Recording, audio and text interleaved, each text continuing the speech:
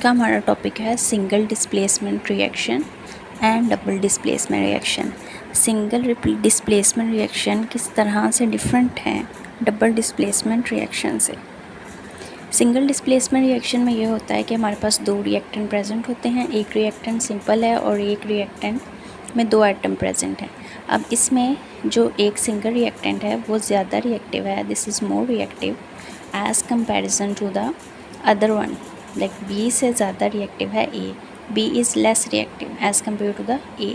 So A will replace B and A will attach with C, and now A is making bond with B, C and B is separate. So इसको हम कहते हैं single displacement reaction.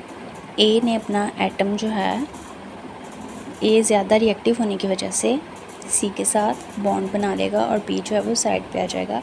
Single place पर atom जो है वो displace हुआ है, इसको सिंगल डिस्प्लेसमेंट रिएक्शन कहते हैं।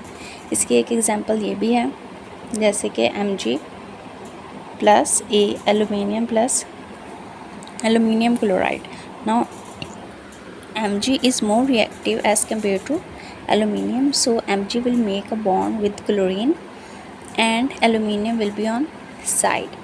This is called single displacement reaction.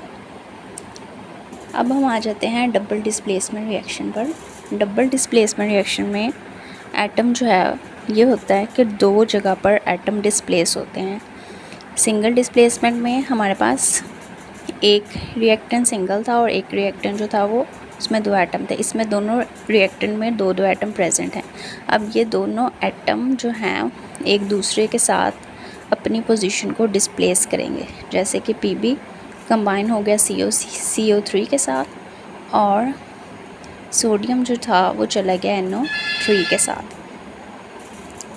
यहाँ पर बाय मिस्टेक मैंने 2 लिख दिया था, इक्वेशन बैलेंस अब हुई है, यहाँ पर 2 आएगा, 2NaNO3। Now equation is balanced. इसको कहते हैं डबल डिस्प्लेसमेंट रिएक्शन, दो जगह पर एटम जो हैं वो डिस्प्लेस हुए हैं।